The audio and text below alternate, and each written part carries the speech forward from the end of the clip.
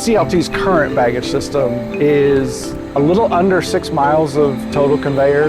Primarily what the baggage handling system does is get bags from the ticket counters upstairs to the baggage makeup areas for the airlines to make up to get on the planes.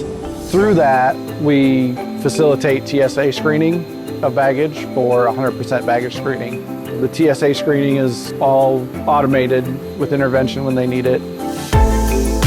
We take it out to the mainline sort areas. Those sort areas will drop the bags on the baggage makeup units where the airlines collect them, make them up into the individual flights, and then take them with a tug and cart out to the airplane. We service all the airlines at CLT with the baggage handling system.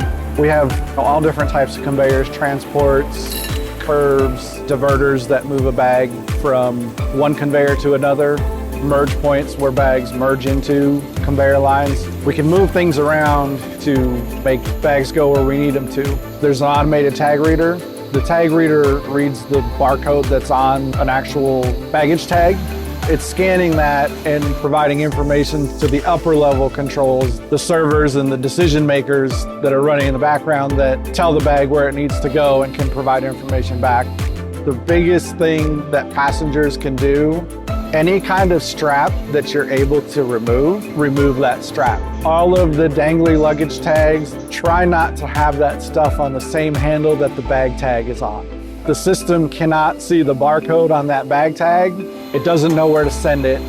If bags aren't there, planes don't go. They're number two to passengers.